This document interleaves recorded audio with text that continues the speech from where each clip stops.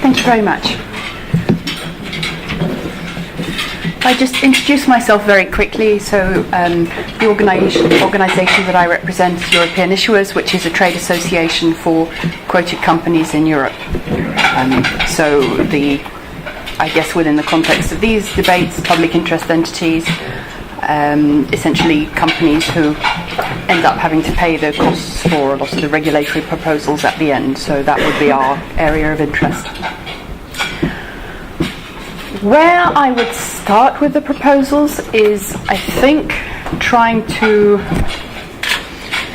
our membership, trying to understand the impact on ourselves as corporates. And within that context, I should start probably by a small caveat, which is that we're still discussing within our membership the precise position paper and all the rest of it. So the views that I'm going to give today will be based on the discussions we've had and my own personal views, but they may change at the end slightly when we send out our position papers. The focus for us on the company side is looking at what lessons have we learned from attempts to regulate auditors in recent years in a range of jurisdictions. And the starting place, I think, for us as companies would be to go back to some quite negative experiences of the Sarbanes-Oxley Act, where anything to do with the involvement of auditors in internal control and all the rest of it tends to create a lot of nervousness on the part of companies. No, sorry. Thank you. Apologies. I was saying the focus for the companies is on the involvement of auditors around internal control. So our experience in the US of detailed involvement of auditors in such systems, A, was incredibly expensive, B, took up a lot of management time, and C, all the provisions would have applied to various US listed entities, including, I presume, Lehman Brothers and all the rest of it, and clearly were not that efficient, and therefore, why bother? So anything in the proposals that touches on that is a cause for concern, as in how it may play out. A second area of concern for us is the interaction of audit regulation and corporate governance, where I think there is a very strong view from companies that corporate governance is essentially national and not European, that the role of audit committees fits far better within national codes than it does within European regulation. This was a view that was expressed at the time of the 8th Company Law Directive. It's a view that's been expressed again within this context. And I think the difference in experience and in structure makes it very easy for the companies to agree that they will all respect one another's systems. It makes it very difficult to agree on one system and on one way of doing things. It makes it even more difficult to welcome common standards on audit committees with the involvement of regulators such as ESMA. As I've mentioned, audit committees have very different structures. The format in which these are dealt with at national level is usually through a monitoring body which in the vast majority of member states is completely separate to the securities regulator, which has no competence at all in the area of corporate governance. Their attempt to become involved would, I think,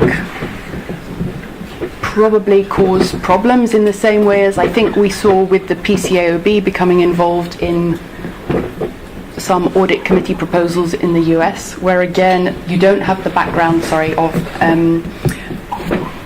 of expertise and ability to understand really how boards work in a way to draft regulations that are actually effective. There are then various provisions which apply to the audit firms, which have indirect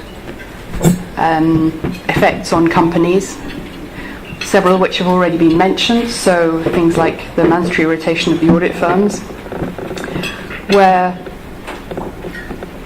the Italians have it. Again, they had it before the financial crisis. It didn't really help them. There is therefore no belief that this is going to help anyone else.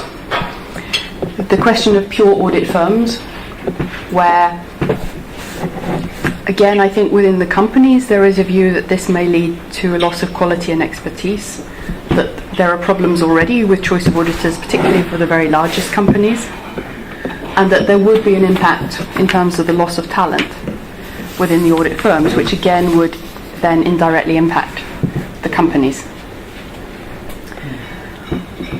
We weren't keen on the idea of joint audit either, although that's not in the current proposals. I'm aware that those are some of the negative viewpoints, and I know that the Commission is interested in a more constructive dialogue and in alternative proposals and so on. We don't have, as yet, I think, any alternative proposals as an association, but I think I would question the starting point of the discussion around the public interest function versus the business, and the usefulness of, or the question of usefulness of statutory audits. Where there have been debates in some of the member states have been indeed in saying, does the statutory audit fulfill a useful function? Question. If it doesn't, then, and it is a question for the profession to answer, I think, but an alternative might be that you could question whether actually you need the statutory audit in all cases, and whether another option might be to abolish it with the consent of the shareholders, obviously. But on that basis, you might well get a more interesting debate between the auditors and the shareholders as to what they really want and what really drives value and really drives quality, and get a bit more competition than if you try and set out boxes and rules for exactly how the audit should be done. I don't think we see audit as something that can be hardwired into the legal framework so that there are no doubts. There are always doubts. Audit should be, in some ways, about judgment. That means there will be doubts. So any system that tries to say that there will be no risk and there will be no problems is bound to fail.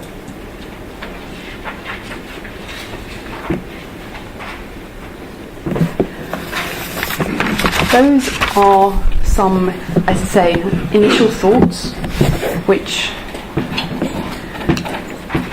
we may be, as I say, we will be coming out with a more detailed position later, so some of those are suggestions, ideas for consideration, but I think we need to think a little bit more deeply about what is it that we actually want and what is the best way to get there, and maybe consideration of some more radical options could be more interesting.